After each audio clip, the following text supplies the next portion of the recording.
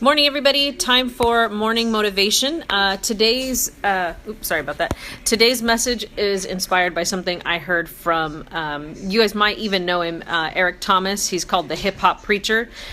He was on a podcast that I listened to, and he had this really great, this part of their conversation was really it struck me really, actually, in more of a profound way. So I thought I would share that with you. So how will you know that you can endure if you don't go through bad times? And in his particular case, he was talking about his marriage. Him and his wife are high school sweethearts, and they've been together for like 30 years or something like that. And a couple of years back, she was diagnosed with MS. And so it really took a toll, obviously going through chronic illness is not easy. And he talked about how some people, they will bail at the first sign of something that difficult, even after being together for like 20 years.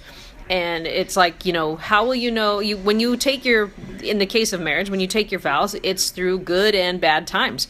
Well, how do you know that you're really going to, stand the test of time, if you will, if you can't even make it through bad times? I mean, that's one of the reasons why you take those vows. I mean, if everybody can make it through good times. That's easy. But it's, can you stay together through bad times? And, and that can really go for anything. Like, that's the true test of your character. It's not when you go through the good times, it's when you have hard times. That's what defines you as a person. That's what defines your character, is whether or not you're going to quit at the first sign of trouble. Now, I mean, many of you know probably by now that, Gary and I have definitely had our share of marital troubles. And more so recently, we've talked a lot more about it and about that we are trying to work on it. And I can tell you that this latest or whatever, I mean, it's been quite a few months now, but this latest bout of will we make it is not the first. There's been multiple times through our marriage where we quite honestly didn't know if we were going to make it. But something, and maybe it's something both in us, probably even stronger than love, as cheesy as that sounds, kept us together. Because I know for me, we both grew up with grandparents who were married like 40, 50 years. So we've seen what an example is of enduring. And of course, they went through hard times. Everybody does. We're people. We're human.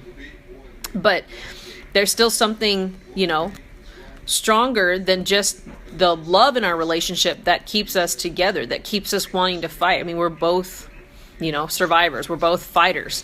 And so that's why we work so hard on our marriage and work so hard together. And that same sort of principle, I guess, can be applied to any asset or any facet of your life. There have been plenty of reasons why I should have quit at some point, regardless, career or personal or whatever, but that's the test of character.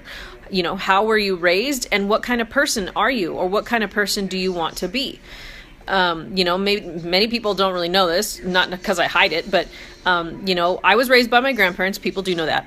But when I was in college, I lost both of my grandparents in the first 2 years of college. My grandma went my first year, my grandpa passed my second year. And that right there would have been more than reason enough for me to leave school, come home, deal with family stuff. But they both also raised us to endure. That's the type of people, that's the type of adults they wanted us to be, and that's the thing, is you're not raising kids. This is a side note. You're not raising kids. You're not raising good kids. You're trying to raise good adults. That's sort of how you leave your legacy as a parent. So anyway, basically it was that guiding principle of the world is going to keep on turning no matter what. This is kind of speaks to the video I did the other day where, shit's going to happen to you, but the world doesn't care. It's going to keep on doing its thing. And so what kind of character, what do you want to be known for? Somebody who quits at the first sign of trouble? Oh, it's hard. Oh, I'm going to quit. Whining? Or are you the person who is in it to win it? In it for the long haul? In it for all of these... there's so much great stuff that happens on the other side of fear and on the other side of struggle. I'm not saying that, like, live in the struggle. I mean, struggle sucks, but I'm just saying it's going to happen to you. It's going to happen to me. It has happened to probably all of us already. I'm just saying that if you endure, if you persevere, if you thrive, not even just survive, sometimes it's going to be enough just to survive, but if you can then thrive in the face of adversity, that is who you are. So next time that you're going through a struggle, maybe you're going through a struggle right now, just remember that that is defining your character. That is also increasing your strength. So that's your challenge. Keep that in mind, that it's that test of character happens when you are going through hard times. And if you're going through hard times, I am sorry. But just know that on the other side, when you come through that, you will be stronger. And you will be more knowledgeable and experienced for it and more wise from it.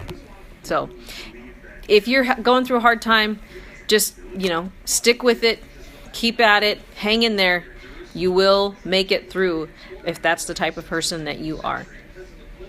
Have a great day, and I'll talk to you again tonight on my fitness page for the daily moment of gratitude, and then again tomorrow morning for morning motivation. Have an awesome day, and I will talk to you all soon. Bye.